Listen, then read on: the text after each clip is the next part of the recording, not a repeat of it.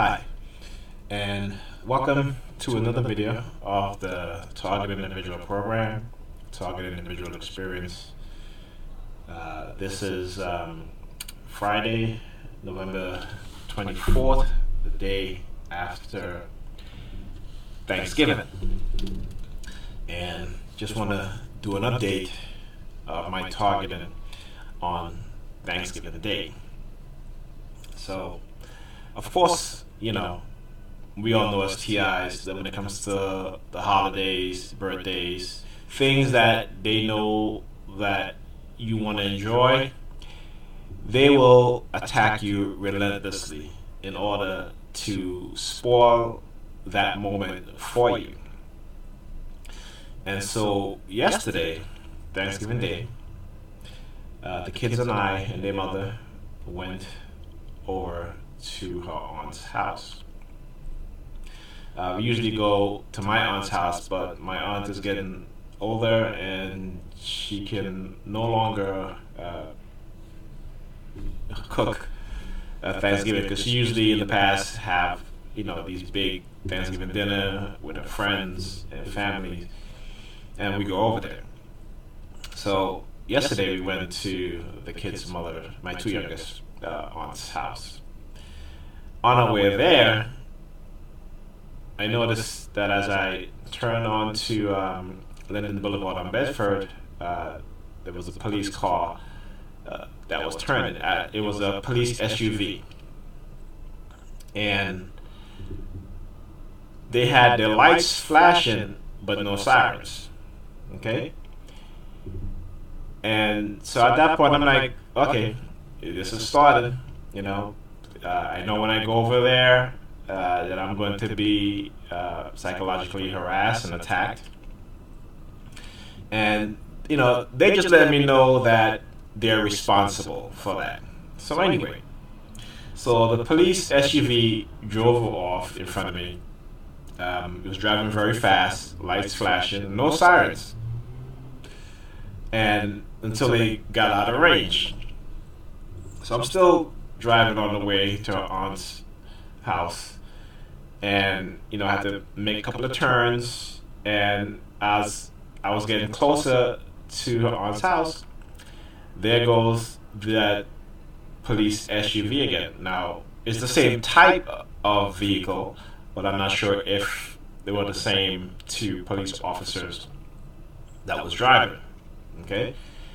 And so again, lights flashing, they turned in front of me, and then they got on their way.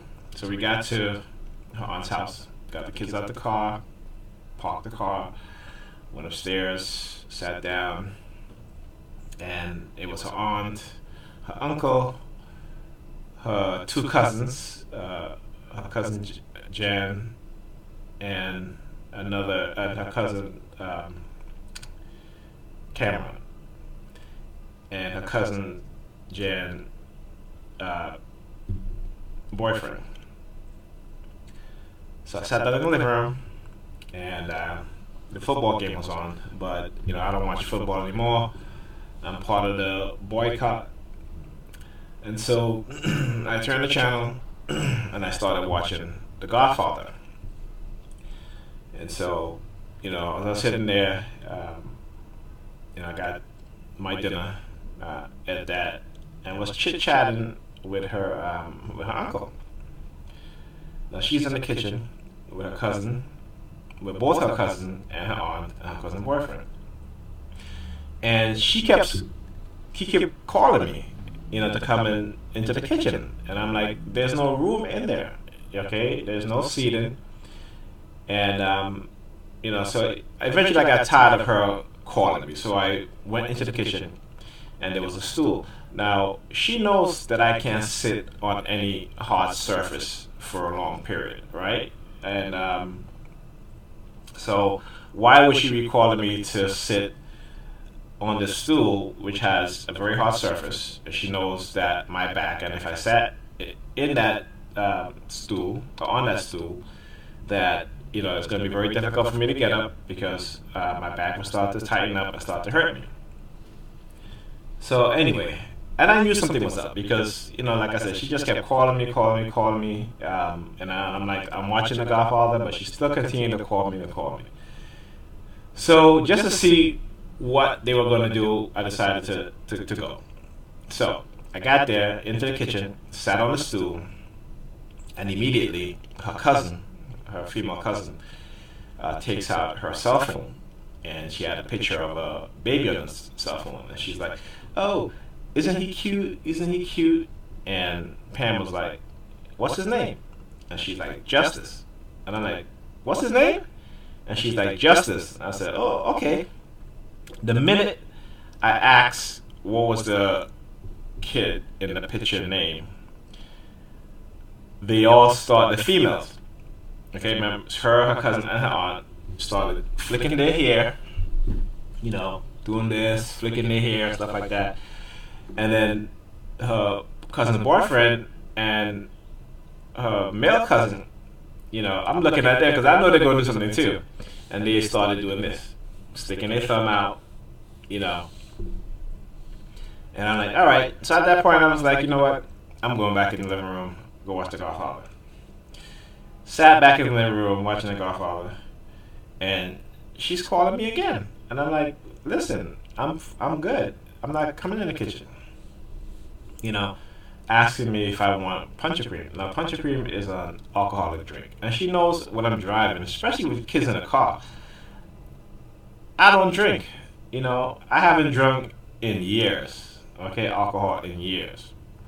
So again, I guess because she's feeling in her happy mood. When perps get together, they enjoy targeting you. Okay, that's one of the highlight of their day, their evening, their night, is that they enjoy targeting TIs. And so I'm like, no, and then she still kept calling me, do I want this? I'm like, no, I'm fine, I'm good, thank you.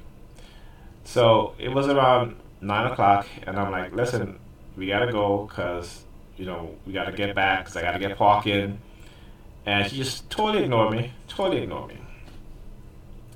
So it's after 11 now, and I'm like, hey, let's go, we gotta go. And she's like, okay. After a few minutes past after 11 again, reminding her. So anyway, we finally left. Now, mind you, we have 2 kids in the car. We live in Brooklyn. Live in an apartment building. There's no parking garage. I gotta find parking on the street. So I'm always thinking about getting back at a decent time, so that way, if I have to wait to get parking, I'm not waiting for 2 hours. Maybe I'll wait a half an hour to an hour. So we got back on the block. Actually, on our way back, driving down Clarkson, past Clarkson and Nostrand Avenue, and there's a police car that's in a parking space, but he's facing in the opposite direction of traffic. Now this is a 2-way street. Again, his lights are flashing. His car is sticking out into the road where that I have to go over. Remember, this is a 2-lane street. And a very small one.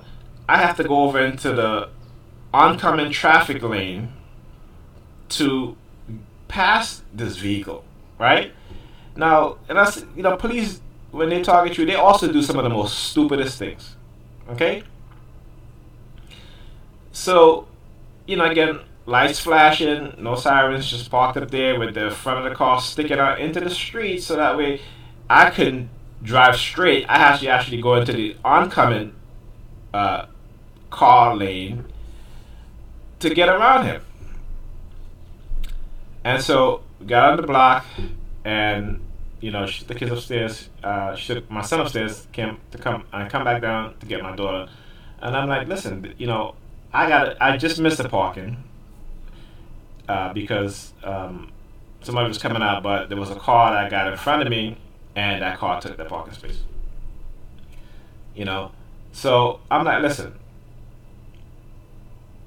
I gotta be out here. I don't know how long I'm gonna be here waiting for parking. All right, and this is ridiculous because I've told you plenty of times, and every time we go over to your aunt's house, you do this.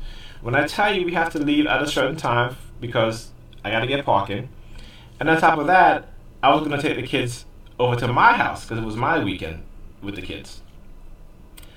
And, knowing my block, at this time of the night, I'm not going to get any parking. I'm going to have to wait for a long time to get parking.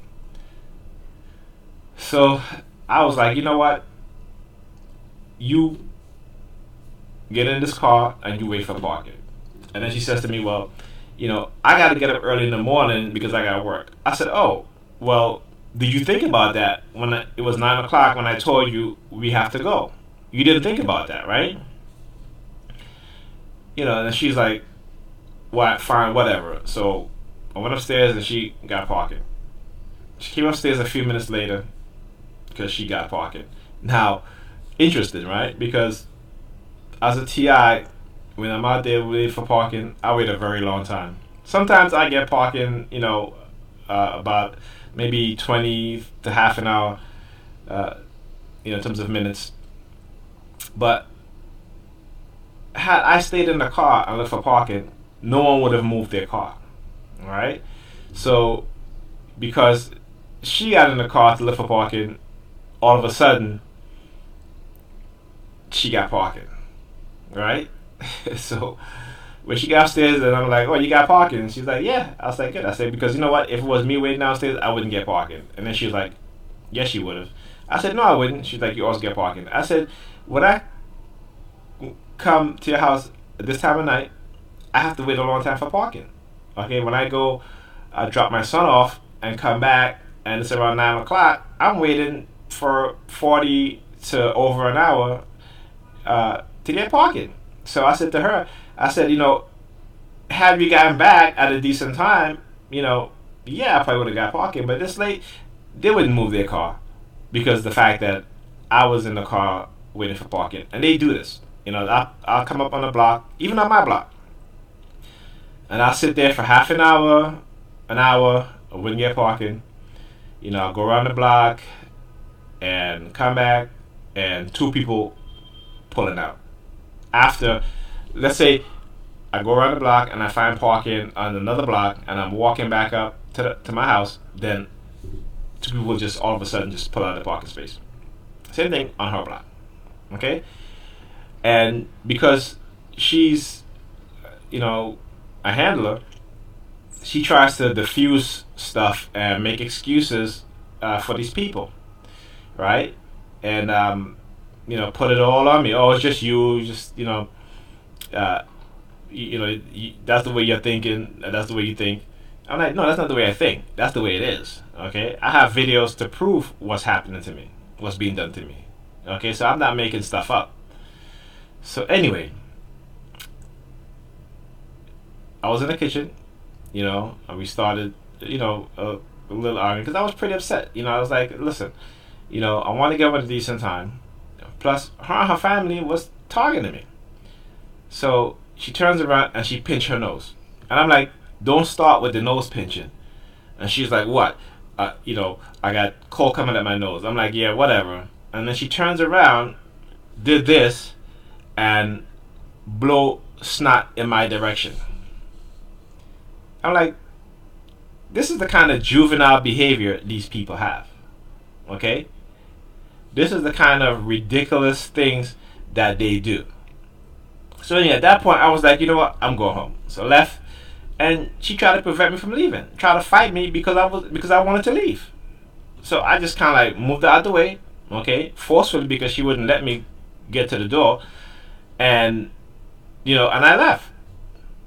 Okay, got home, went to sleep, put my phone on the charger. When I woke up around 7:30. Because I had told her before I left to drop the kids off to me in the morning before she go to work. And I noticed, I said, I haven't gotten any message or any calls. So when I looked at my phone was dead. Now, I put my phone on the charger, okay? And I went to bed around 2 o'clock, okay? My phone had 90% charge on it. I woke up at 7:30 and my phone was dead, okay? Now, I can have my phone on all day. When I get up in the morning around 6:30, take it off the charger around 8 o'clock as I leave to drop the kids to school. and around 7, 8 o'clock at night, I'm at 20% of battery life left in my phone. So for those few hours, for my phone to be completely dead. So when I woke up, I called. I said, "Hey, how come you didn't call me this morning?" She was like, "I did with your phone. You went into voicemail." And I said, "That's because my phone died." How convenient, right? So again, using the people, using her to target me, and then, you know, basically as a tool to destroy our relationship, and yet she doesn't see it because it's about control with them. It's about trying to control me to do whatever they want me to do, right? And when they can't, they retaliate in a certain way. Okay? Then on top of that, last night while we were arguing, she's walking away from me, and she has her hand placed behind her back with her palm facing towards me. Another hand signal that they do. And when I mentioned that to her today, she didn't respond. She didn't say, "Oh, I didn't do that." She just was totally silent. Again, when stuff like that happened and her reaction, it kind of reinforced my belief that, yeah, she knows what she's doing. Okay? Some of the times. Okay? And so, again, as I came over to her house today, being targeted, I got in the elevator to get on her floor. The gentleman comes in the elevator and staring at the palm of his hand. He literally stood right by me, opened up his hands, and just stared at his hands, okay, up until the elevator reached the floor that he was going to get off at, so he can get out. All right? So, but, I had a good Thanksgiving dinner. I ate. And like I said, I was giving them the middle finger, because that's what I said I was going to do. And that's what I did. Regardless of how the night ended, I still had a good time, watching The Godfather. The food was good, even though, with the targeting situation. And,